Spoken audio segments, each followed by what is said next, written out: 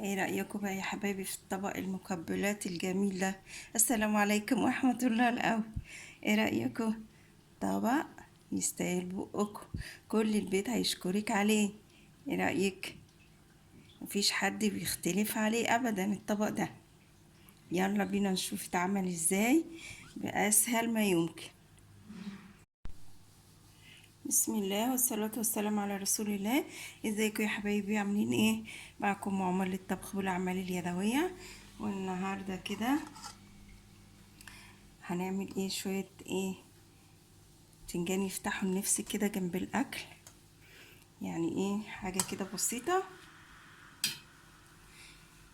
انا بصراحة محبطة ما بعملش حاجة لاني انا زعلانة من اليوتيوب جدا، لاني انا حاسة بعمل مجهود من غير فايدة.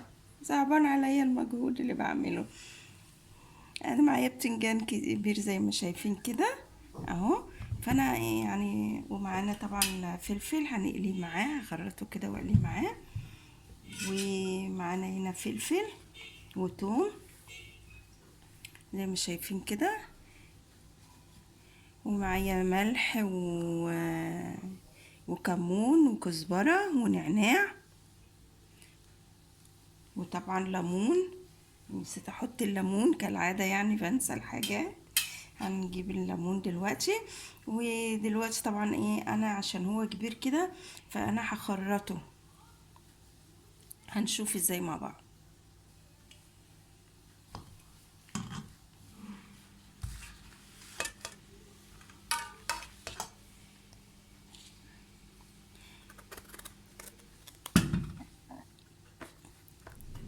هخرطه بالشكل ده، وهفتحه برضو كده عشان هو كبير. فانا ايه، زي ما شايفين كده، بص السمك بتاعه. فانا الخلطة تتغول فيه، تنتشر وتتغول. مش يقولوا كده؟ لا اله الا الله، لا اله الا الله، اذكروا الله يا ولاد. زي ما شايفين كده اهو. مش هطول عليكم، انا ايه، اخرطه بقى بالشكل ده. وهدق الثوم مع الفلفل والتوابل بالملح وكده، ونرجع ونشوف هنعمل ايه مع بعض. وزي ما شايفين كده انا خرطته اهو بالشكل ده. وهنخرط الفلفل كمان برضو عشان يبقى كله بقى ايه زي بعضه. تمسكي كده الحتة، لان الفلفل برضو كبير زي ما شايفين، تبقى ايه سهلة معاكي كده. فانا هخرط الفلفل بالحجم ده برضو، وهقليه بقى ونرجع. وادي البتنجان والفلفل بعد ما اتقلوا هم كده يا حبايبي، هنركنهم بقى كده. وادي الخلطة انا ضربتها بقى ايه زي ما شايفين كده اهو. شايفين جمالها؟ ايه رأيكم؟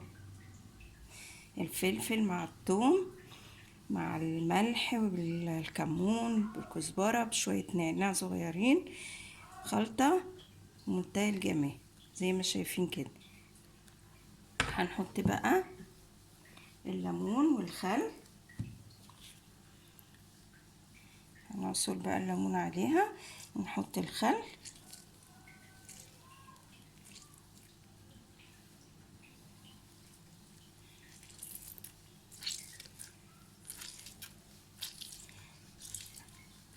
ليمونة محترمة كده كبيرة، شايفين ميتها ما شاء الله كتير. لو ما عندكيش كبير كده حطي اتنين وسط. شيلي البذرة. وادي الخل. يا سلام على ريحة الخلطة الجبارة الجميلة اللي ايه هتخلي البتنجان ده بتاعنا ايه، رائع رائع رائع. البتنجان بقى لكل بيت بيحبه. بس كده نجيب طبق بقى نحط فيه. وادي الطبق جبناه اللي هنحط فيه بقى البتنجان. دلوقتي هناخد البتنجان هنفضيه في الطبق، هو بقى ايه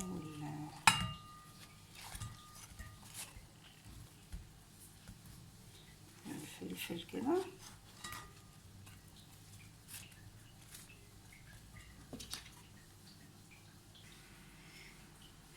هننزل بقى عليهم بالخلطة الجميلة دي، نقلبها بقى كده عشان احنا حطينا الليمون وحطينا الخل ما قلبناه.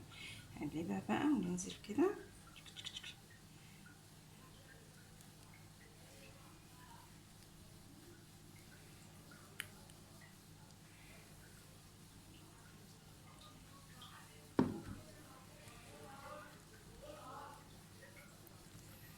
قلبناها بالشكل ده عشان كله ياخد ايه من الخلطة. شايفين كله واخد ايه تحت واللي تحت واللي فوق كله ايه اخد من الخلطة.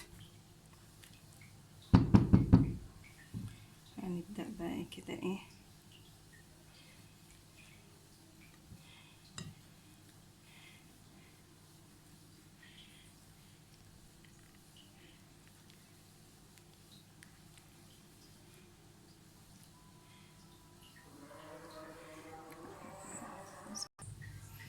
زي ما شايفين كده اهو الطبق يا حبايبي.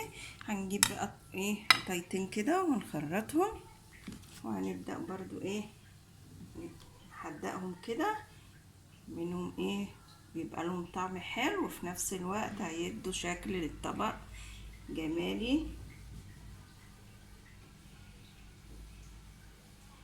وكل البيت هيشكرك على الطبق ده، البيت كله هيقولك يا جمال ويا جمال.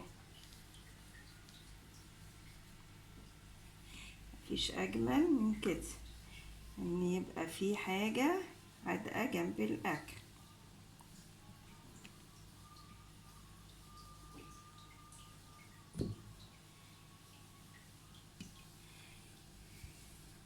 اهو بالشكل ده زيناه بالطماطم، ويا سلام يا سلام على احلى بتنجان وحبة بقدونس كده بقى، يدوا طعم كده وريحة وايه وتزيين حاجة كده